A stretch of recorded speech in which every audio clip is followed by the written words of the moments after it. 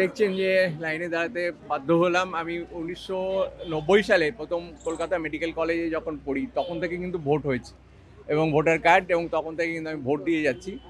20 বছরের উপরে হলো সরকারি চাকরি করছি, গ্রুপ এ অফিসার, এবং এখন আমি একটা ডিস্ট্রিক্টের দায়িত্বে বাঁকুড়া জেলার ডেপুটি সিএম হয়েছি। আমি মেটার্নাল অ্যান্ড চাইল্ড হেলথের চার্জে রয়েছি।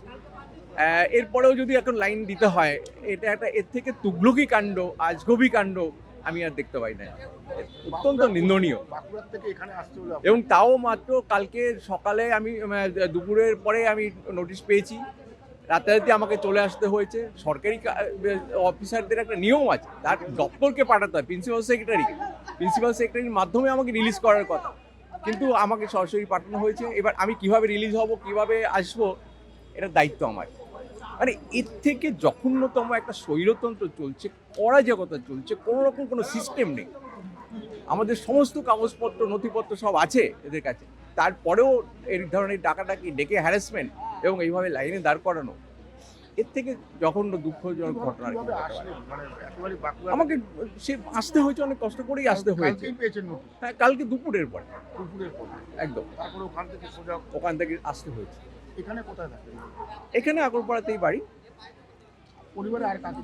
পরিবারে আমার 3-4 ভাই, আমরা 4 ভাইকেই ডেকেছি, এবং আমার মা বাবা, বৃদ্ধ বাবা 86 বছর বয়স, তাকেও ডেকেছে। আমার মা 75 বছর বয়স, তাকেও ডেকেছে।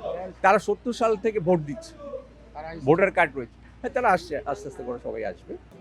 অত্যন্ত হতাশ।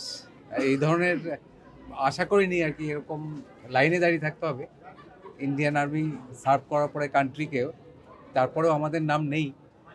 আমরা প্রায় 7-8 বছর জেএনকেতে সার্ভিস করেছি। যখন টাইম হয়েছে তখনই এসে আমরা ভোট দিয়েছি। সবই ছিল, কি করে 2002-এ আউট হয়ে যায়, নাম আসেনি, বা কি এর পলিসি প্ল্যান কি আছে কিছুই দেখে না। প্রবাবলি এআই জেনারেটেড, সব জায়গায় লেখাও আছে, ডক্টর বলেও লেখা আছে, তারপরেও তারা ভাবছে যে এসে আবার দাঁড়াতে হবে। ছুটি নিয়ে এসে আমাকে দাঁড়াতে হলো আর কি। হ্যাঁ, অ্যাপ্লাই করতে হয়েছে, যে এই শর্ট নোটিস, এটাও একটা সমস্যা। যে জানিয়েছে ধরুন গতকাল জানানো হয়েছে, তার আগের দিন ইনফর্ম করেছিল যে কালকে দেবে, একদিনের মধ্যে শর্ট নোটিস নিয়ে আসতে হয়েছে আর কি। হ্যাঁ, এটা অত্যন্ত আশ্চর্য ব্যাপার। হ্যাঁ, আমি তো নাইট ডিউটি করে, আমার এখন ডিউটি ছিল, সেই ডিউটিটা আমাকে চেঞ্জ করে আসতে হয়েছে। এটা খুবই মানে কষ্টকর বিষয়। আমি সরকারি চাকরিতে রয়েছি 2004 সাল থেকে।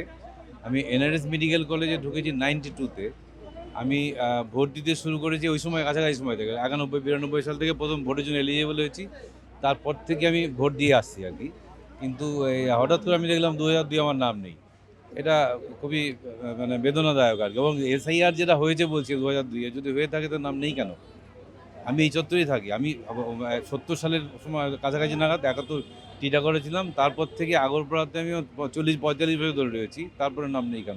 তাহলে তো নির্বাচন কমিশনকে আগে কৈফিয়ত দিতে হবে 2002 আমার নাম নেই কেন।